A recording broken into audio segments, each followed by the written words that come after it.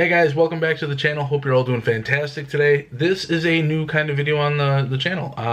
It's not a vlog, it's not an art video, it's not a Lego video, it's not a Let's Play. This is a review of a challenge that I gave myself at the end of 2020. At the end of last year, I gave myself a challenge that I wanted to play through and complete 40 video games. Now when I say complete, I mean don't 100% complete them. I mean play through the storyline, play through a majority of the game, do something that signifies to me that I've played through the game. And at the beginning of this month, December, I can now say that I have finished my challenge. So in this video, I want to go through all 40 games that I played, not really give a in-depth look into each game, but to give just a quick synopsis or details or how I felt about the game. Something about the game was just quick and easy, gets my point across, and lets you know how I feel about the game or how I felt about the game, if it really pushed my buttons, so to speak. If it's not a game that I wish to play for a very long time, or if it's something that I can pick up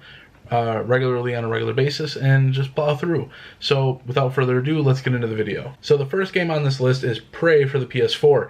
This game to me came out as a huge hidden gem. I absolutely love this game. There's so much exploration, there's so much drama and sci-fi and action and combat and a little bit of spookiness. It makes it really good. Plus, this is the first game that I played where it actually kind of activated one of my fears in life. It's kind of hard to pinpoint exactly what the fear is without actually talking to a specialist about this stuff, and I am by no means a specialist on it, but those pictures that you see of like sunken ships in weird areas, these pictures give me huge creeps. Like, I get nauseous half the time. I feel like I want to faint. I get real clammy. It's a bad feeling. This game actually did that to me at one point when I had to go outside of the space station, and there was a discarded spaceship floating around, and seeing that just large man-made object floating in this nothingness, and when you're next to it, it's a big ship, and when you're floating right next to it, for some reason it activated my fears. And I've never had that in a video game, and it was really weird. I had to do that mission real quick and then get my butt back in the space station just because I was afraid. It was weird. I like those games that sort of push your buttons and boundaries just a little bit, but don't completely say, like, I can't play this game. It's way too gory for me, way too scary. This game just tipped the boundaries a little bit. This game is fantastic. I highly recommend it. Next up on the list is Pokken for the Wii U. And this one, for anyone who doesn't know, it was a mix between Tekken and Pokemon, and it was really cool. The graphics are really amazing, the fighting styles are really good, but there is one big flaw to the game.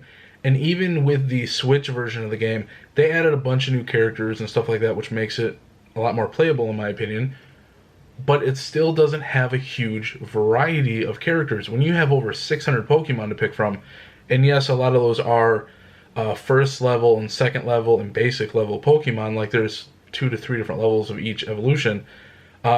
Some of those you're not going to use, but there are Pokemon in this game that didn't make sense. There are Pokemon there where it's like they didn't have it all that really would have made sense, like Hitmonchan and Hitmonlee would have been perfect for this kind of a game, or games like Hitmontop, Machamp. That issue actually came up because I have the Wii U version of the game. When you can only get so far into the game before all the Pokemon start like turning over again. Like, you go Charizard and then 6 rounds later you're fighting another Charizard. It's got a different trainer and it fights a little bit differently maybe, but not a whole lot different. And when you're replaying the same Pokemon over and over and over and over again, it can get very redundant and very tedious, and that's what just ate me up at the game. I had to give it a low score among my fighting games, and it wasn't my cup of tea. I can kind of see why it maybe isn't getting a sequel anytime soon that I know of. I can totally see that. I wouldn't really recommend this game all that well. If you can get it for cheap, go for it, but it's not a game that I really recommend to spend $60 on. The next game is Young Justice Legacy on the PS3. This game was not bad. It's not one of my favorites. I am more getting into the DC games. Like, I'm trying to reach out and grab some of them when I can find them, like the Teen Titan games, this one, or like Superman on the N64, which I still need to play through. But I've played so many of the Marvel games that I really wanted to get into DC, so I grabbed this one right away for about, I think it was like $8 to $12. Jumped on it.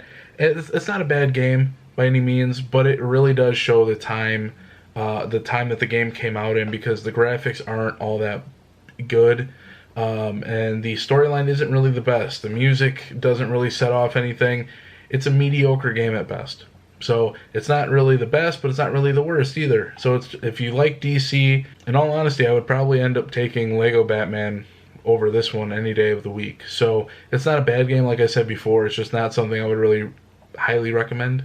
It's just a mediocre game at best. Okay, so for this one, I'll show the Metal Slug Anthology Collection cover art so you guys can see what it looks like. But it's basically 7 games. So the next 7 games are going to be Metal Slug all the way up to 6, including X. So there's 7 games included in this one. But you can definitely tell it's an older game, and it was made to take your money, because you die quick, especially if you've never played these games before and you just have a million things going on the screen at one time. You will die very quickly. I died a number of times, more than a dozen times on the first level, the first time I played this game, because I was so new to it. There is a mode on it, though, where you can play it with unlimited lives, and oh boy did that help out a lot with me. Basically played with that one all the way through, and I played through all 7 games. Metal Slug all the way up to Metal Slug 6, and then it included Metal Slug X. So 7 games altogether. I had a blast with this. If you ever get a chance, even if it's just a digital collection, highly, highly recommend buying this one. The next game on the list is Dragon Ball Fighterz, which I thoroughly enjoyed. When it comes to the Dragon Ball games, especially with like games like Xenoverse 1 and 2, and then Fighterz, for some reason, I don't know if it's my type of playing, but I'll usually get to a certain point where I'll be decent and I'll be doing okay, and then I'll need to take a break, focus on grinding a little bit, and then I'll be strong enough to continue playing for a little bit, and then I have to grind again later. And this one's no different. It's right up there with the 2 Xenoverse games, with how the playability and the mechanics of the game, the music is good. I thoroughly enjoyed this one. If you're a Dragon Ball fan, or if you're looking to get into the series, I feel like this is a really good game to add to the collection. Alright, so the next 3 games on the list are all for the Game Boy. I had a little Game Boy spurt, so I just bought a bunch of games for it and decided to play 3 of them for this list. And they were Pokemon Puzzle League, which is a fantastic game. Absolutely love that one. Disney's Hercules, which isn't bad. It's not the best game, but it's actually not that bad. So it's kind of basic, simple, a really fun game. If you like the Disney games, highly recommend it. But the third one was Lego Island 2. And Lego Island I have a history with, because I bought the first one on the PC way back when. And that was my very first game I saved up for all summer. And I was so happy to buy it. I loved it. And when I saw this one, I may want to get it on a different system, like the PlayStation, just for the fact that this one on Game Boy was not good at all. It's so basic and so dumbed down, and just not a good game. They could have done a lot better with it, and you can definitely pass on this one. If you're going to get Lego Island 2, definitely go for a different system. But the other 2 games, Pokemon Puzzle League and Disney's Hercules, both really fun games, especially Puzzle League. There's a lot of playability with that one. So for number 15, we had Primal Rage for the Super Nintendo. For some reason, back in the day, I remember this one being a little easier than what it was. It was actually a pretty hard fighting game, just because the computer, there's no way, I don't really think there's any way to adjust the difficulty for it, and the computer just spammed hard on commands that, like, it wouldn't let me get close combat. It would just spam ranged combat, and it wasn't a good mechanic. I can definitely see why this one was in the arcade cabinets for a while, because it's definitely a good game to eat your money with. Next game up is The Last Action Hero, which I got this game because it's a huge nostalgia factor for me. I love The Last Action Hero with Arnold Schwarzenegger, the movie I used to watch it all the time growing up. This game, however, is not good. It is horrible. It is extremely hard, and I definitely do not recommend it for anyone. The reason for that is when they first made the game, they made it with Arnold having a gun. So he matched all of the enemies in the game because they had weapons too. Well, at the time, Arnold was trying to give himself a more family-friendly appearance, and in doing so, he told the makers of the game he didn't want his character to have a weapon. It was all punching and kicking and stuff like that, which is fine. But they didn't take away the weapons from the enemies. So if you get hit 2 times or shot 2 times in the game, your character's down. And it's ridiculous because I died over a dozen times just in the first level, and I had to find ways to cheese the characters so that, and in gaming terminology, cheesing the characters is just finding a way to basically rig the game in your way, like getting a character in a spot where they really can't hit you but you can hit them. That's called cheesing the game. So I had to find ways of doing that. This game is basically the Dark Souls of Super Nintendo games, but it's a ridiculous game to play. I don't recommend this one. If you want to torture yourself, go for it. So for 17, 18, 19, and 20, they were actually playing a new game, but also playing a game that I've played before. So it was Mass Effect 1, 2, and 3, and then Andromeda. Andromeda is a fantastic game, despite what people wanted to say when it first came out. It's fantastic. It's just, the reason people ripped on it was because they saw it as part of the original 3 series of Mass Effect, and it's not. It's set with different people in a different time and a different galaxy. So just take that into account when you're playing these games. The first 3 Mass Effects are amazing, beautiful games. Sound is cool. There's huge exploration that can last hundreds of hours, and the games are just phenomenal. And then you have Andromeda, which just continues off of that, just in a different time and place. The next 2 games on the list are kind of a continuation of the whole Mass Effect thing because I've played Mass Effect before, and I actually played these 2 games before as well. They were Yu-Gi-Oh! Eternal Duelist Soul for the Game Boy Advance, which is a really fun game. You earn a lot of cards, you earn packs while playing each characters. They have a ton of characters from the show. It's a really fun Yu-Gi-Oh! Game to get into, and it has a lot of replayability, which is really cool. And the next game is Pokemon Fire Red, which I have replayed a lot in my life. It's one of my favorite games of all time, and it's a staple for the Pokemon community. Those were the first remakes that we ever had, were Leaf Green and Fire Red. They were fantastic. They had a lot of playability to it. They added extra stuff that wasn't in the original games, along with having just somewhat of the original story as well as the music, which sounded amazing being remade for these games. So the next game is on the Game Boy Advance, and it's one of those compilation games where you get a few board games in one, and it's Life, Yahtzee, and Payday. And these games, despite being cheaper games and people not really playing them a whole lot, if you're looking for a game to play on the road or just to play casually and drag out some time whenever you have it, I actually recommend picking up some of these games just because that's what they're there for. They're not there to be played for a long amount of time. They're just there to pick up casually and play, like what you do on most of your games on your phone. So I highly recommend these games. The Game of Life was fun. Yahtzee is always fun to me. I absolutely love Yahtzee. And Payday, I don't play it that much, but I actually did have fun with it. So even though this game is one of those bucket bin type games, it's actually quite a fun game, so I recommend it.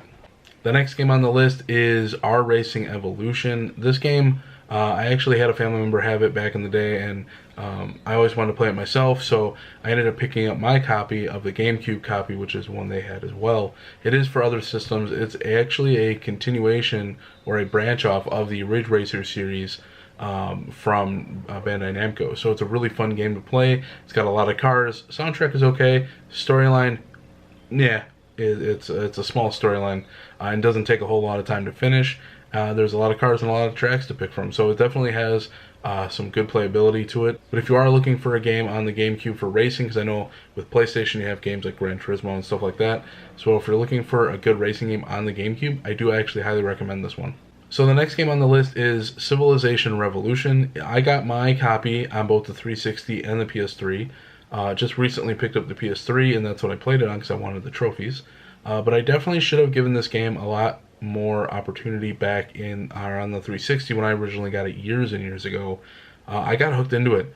I put it in, played it for about 4 to 5 hours straight. I had a blast. Just Gandhi ticked me off a couple times, but you know what? He played a good game. If you're into the Civilization games and you have a console, I highly recommend this one. This one, for some reason, they never brought it out on PC, and I think it was just a console exclusive to utilize some of the features. So I highly recommend it. Okay, so I got my list up for the next grouping of games because I was on a huge football kick and I played through a lot of Maddens. So we have Madden 07, 08, 10, 11, 12, 13, 25, which is basically 14, 15, 16, 17, 18, and 19.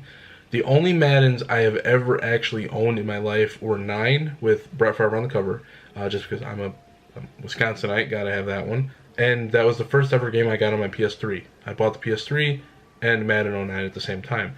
And then Madden 15, which I never actually completed. I bought it, played a few games, and just put it down. This is probably going to be a little more controversial depending on who you ask. Because a lot of people see sports games or racing games and they're like, well, you just play maybe 1 hour and you have the gist of the entire game. So you could just put the game down and count it as finished and only play an hour. For me, it's a little different because I like to take a scratch player, a brand new player that I just created, and take him, get him drafted into a team, and take him all the way through one season. Depending on if he does good or bad, it's all on me and how I play. So for me, what I did for each Madden game is just that. I took a brand new scratch player, took him through one season, and I counted that as completion. So it took me a few hours to play each game, but I had a blast doing it, absolutely loved it, which was really interesting because I had a blast going back and playing through all these old rosters and seeing the players back in their prime and some of their later years. It just made for a really good time playing these games. So for 38 and 39, I decided to play a little more old school and take it back to the PlayStation 1. 38 being Digimon Rumble Arena, which I had a blast playing this game. I love Digimon Rumble Arena 2 on the PS2, which I'm still trying to track down. Hopefully soon I can get that. But Digimon Rumble Arena 1 back on the PS1, had a blast with it. The only issue I had was that it was the first game in the series, so it had good mechanics, but it was a little unpolished. It's not horrible, but it's not the best it could have been either. If you're looking for a good game with Digimon fighting each other, kind of like Street Fighter style or Tekken style, this is definitely a really good game. Just know that there is a little bit of a shift in power, I want to say, because as you're playing all these matches, you're pretty evenly matched. But as soon as you get to the boss at the end of the game, you're like, the boss is way up here and you're down here. So I had to find ways of kind of cheesing the system a little bit, so to speak, taking on the boss. But I definitely had a bunch of fun with this one, and I highly recommend it. And then 39 on the PS1 was Hooters Road Trip. In my defense, I got the game because it was one of those, like, why would Hooters come up with a racing game out of any game for the PlayStation? Like, it's a game that I've never seen before. I didn't even hear about it, and I saw it at the local game shop, and I'm like, you know what? Yeah, sure, I'll take it. I'll buy it. Kind of regret it. The game is by far the absolute worst racing game I have ever touched. I've touched a lot of racing games. Racing games are extremely fun for me, but this game is by far the absolute worst one I've ever played. The mechanics are like driving on ice the whole time. Each car is the exact same. There's no difference. And it is just the absolute worst driving experience in a game.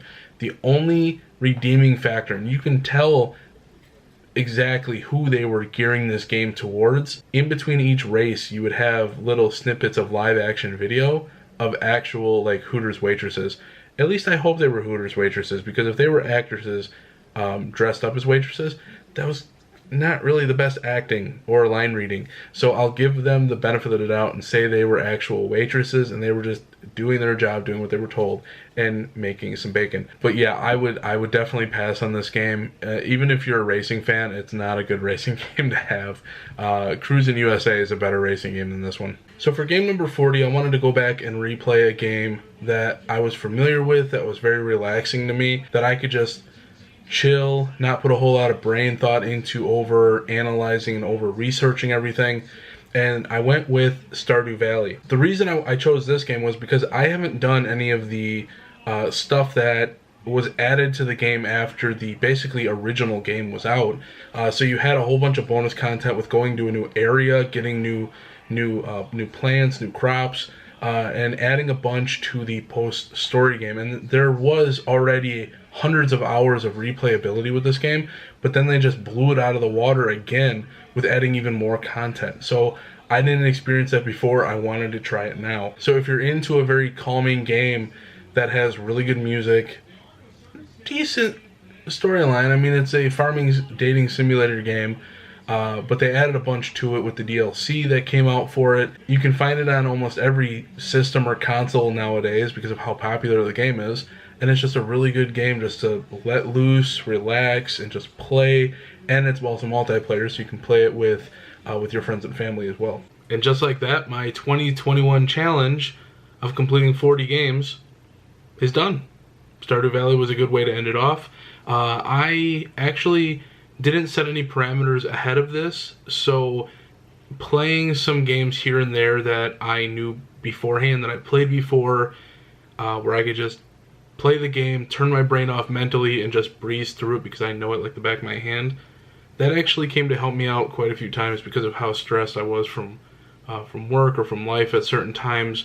But moving forward with the 2022 challenge, I definitely have some parameters that I set in place, so I want to go over that right now. My challenge for 2022, and I've done hours of research into what different people have done all over the internet, and friends and family, for what they've done for New Year's resolution type things when it comes to gaming. And what I am going to do is take 10 of the most common and favorite video game genres. So RPG, action adventure, shooter, simulation, horror, survival, you name it, minus online multiplayer because I do not enjoy those. And I am going to pick 5 games that I have not played or touched or finished from my collection to play through. And I have to play through all 50 of those games by the end of the year. So that is going to be my challenge for 2022. I'm looking forward to it, but I am excited and very nervous and scared at the same time because some of these RPGs that I have lined up are a little needy in terms of how many hours it takes to complete them. So I'm very much looking forward to that. I'm not going to ruin any of the names now and go over some of them. What I am going to do at the end of next year then is, instead of going over all the videos as one big video like I am right now, I am going to finish a game and then film a little review on it, and then go to another game and film a little review, and then at the end of the year I'll just compile all those little videos as I'm done with them. But that is going to do it for my challenge for 2022, playing through 50 games divided by 10 different genres for video games. I can't wait to get to it. And that means next week we let the fun begin. So that is going to do it for 2021. I hope you guys enjoyed it. I hope you guys had a great year. I hope you guys played a lot of video games, maybe some old, new, who knows. Let me know if you guys have any New Year's resolutions in terms of gaming down below. I always love seeing those. There were so many that I was reading online that from so many different points of view. It was really interesting. It was really hard to pick one that I wanted to really stick with. So if you come up with any, let me know down below what yours are, and I'm looking forward to reading them. Until then, I will see you guys in the next video. Take care and peace out.